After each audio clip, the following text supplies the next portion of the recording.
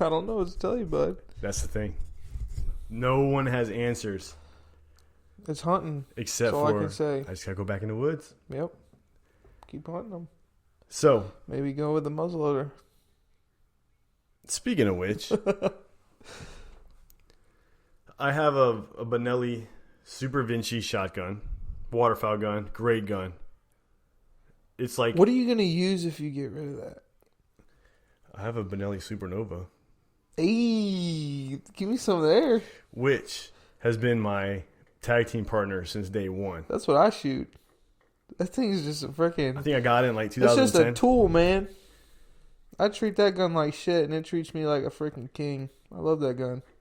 It's heavy as a log, though. I don't You care. can knock something out with. Tell you what. I'll tell you what, shooting a 3.5 inch out of that as compared to shooting a 3.5 inch out of my Ferrari. Is nothing. Dude.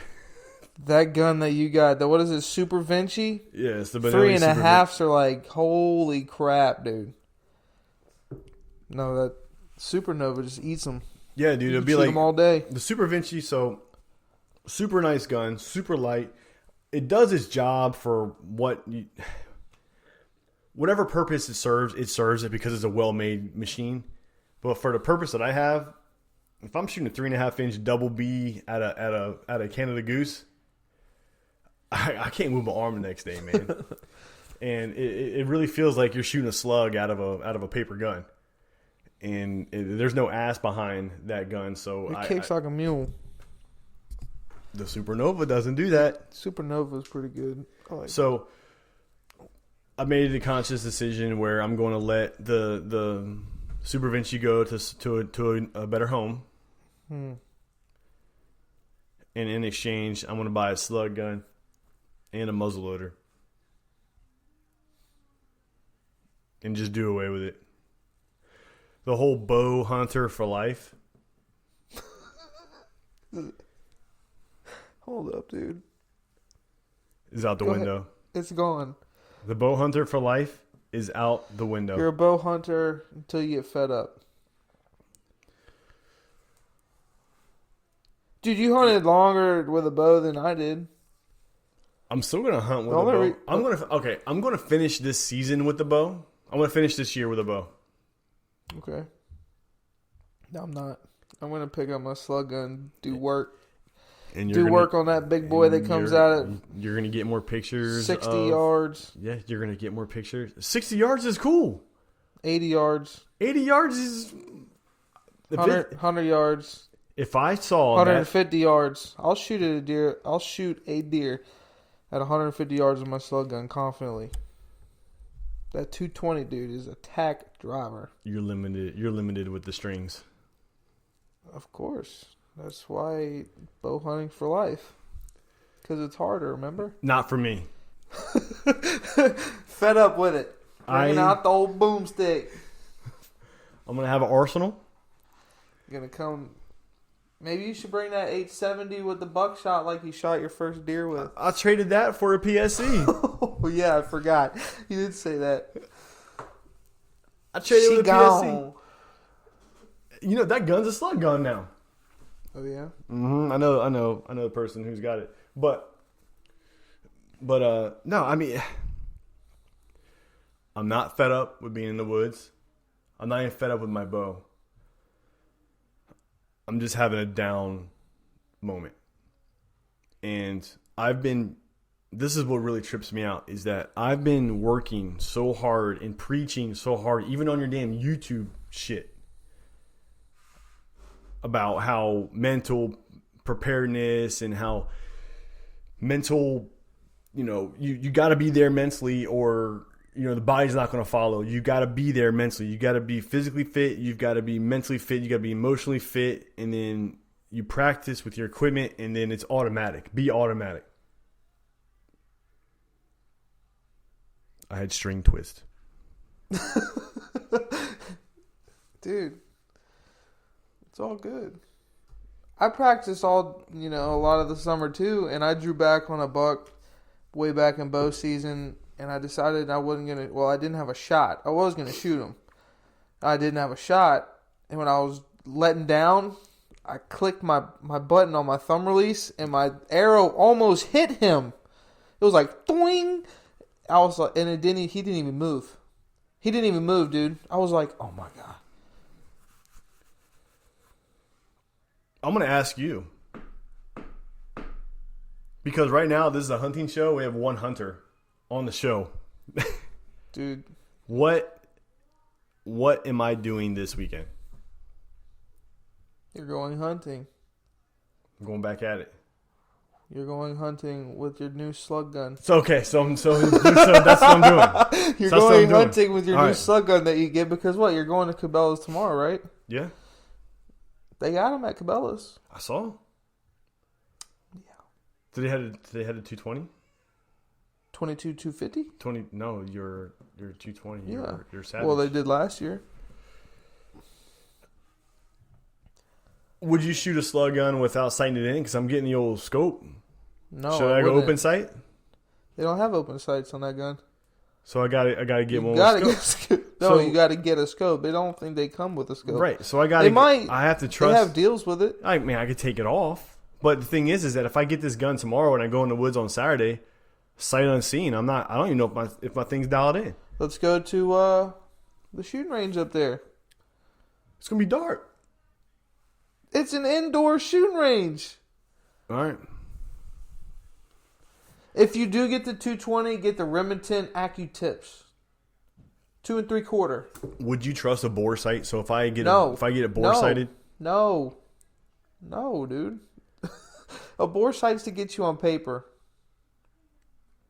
I don't want to. And you wouldn't feel comfortable going out there with an unsighted. I wouldn't. I wouldn't even go out there. That's the dilemma that I'm facing right now. Well, don't get a 220.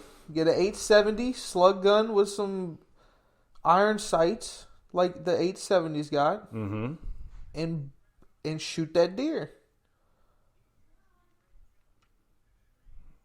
But it's not the gun I want. I know, but I'm pretty sure muzzleloaders have iron sights. They do? Go get that. They do? Or you could go right up there to that shooting range tomorrow. What time are you going to go? So, my gun's at Tony's house. I'm going to leave work, go to Tony's house. So, I'll probably be there with all checkout stuff, I'll probably be there this time tomorrow. Finishing up. You know what I mean? You're screwed. That's what I'm saying. I don't know what time that... Is Chris in here? I don't see him. Is that not him? The first one? No. Who's that? Who's in here? No.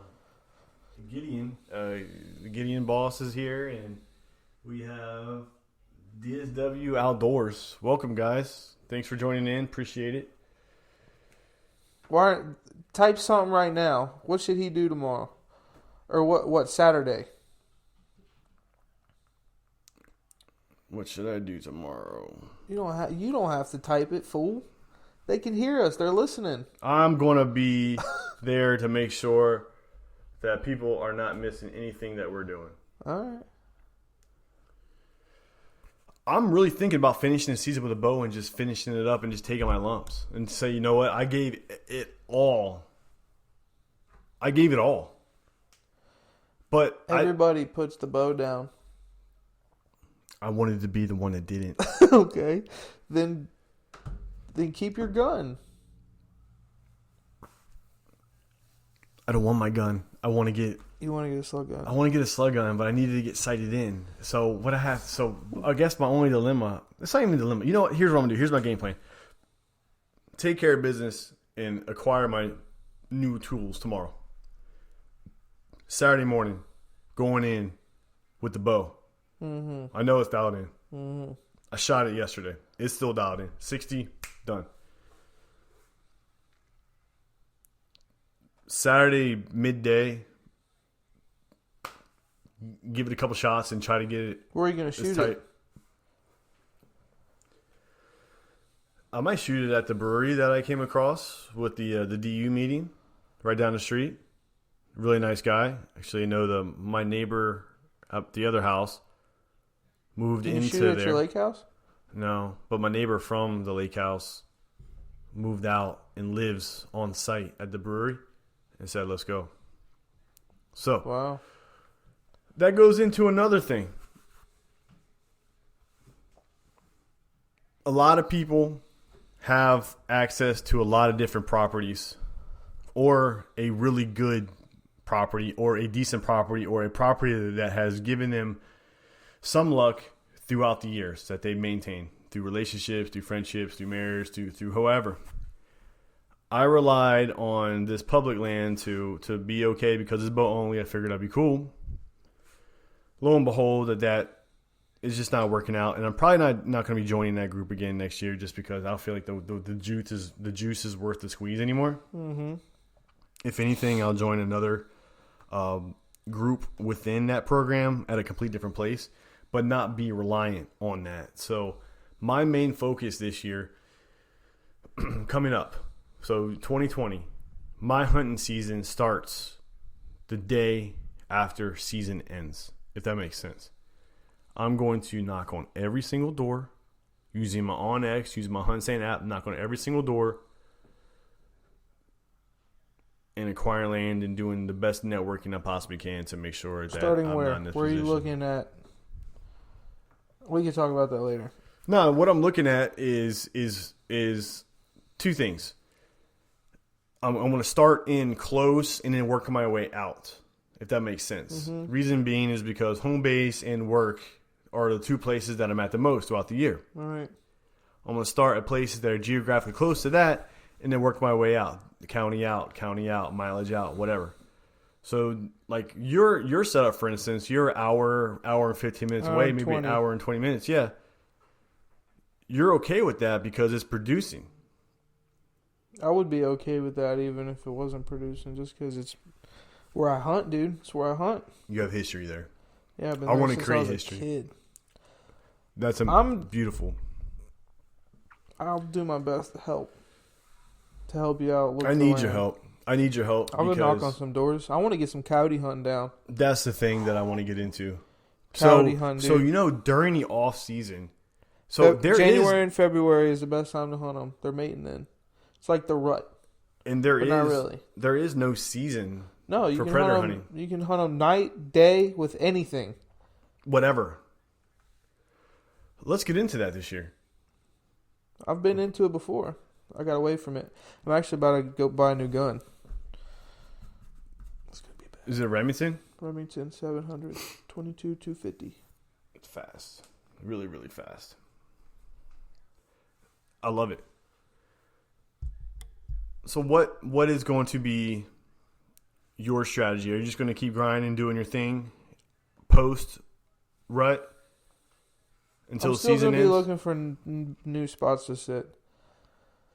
Dude, 1,000 acres is like Yeah, it's you can. it's there's just so much, man. You know, and you pick out the best spots. But I'm really gonna try to wander out a little bit and try to find new spots, which I've kind of keyed in on with this one block of woods. That sorry, I'm tired, dude. Rut. I'll tell my wife, rut, the bucks and the does and all that, they are physically exhausted after rut just because of all the movement that's going They on. want food. They want food and they Water. want rest and water. Yep. I feel the same way. I am literally exhausted from this hunting season. I spent so much time in the woods and so much time preparing and lugging in equipment, out equipment, just doing a bunch of stuff, and I'm physically exhausted, but I feel like my job's not done because it's not done. And I've got to finish it. I've got to close this season out with a bang because You got a lot of time. Did you know that 80% of whitetail hunters do not harvest an antlered deer in a hunting season? 80% do not. Yeah. And did you I also can see that. And 80% of the ones who do get a second. Hello. What about the ones that get a second, get a third? Did not do the research. Haven't got that far yet. I'm still trying to get my first Right. antler deer. I'm going to go ahead.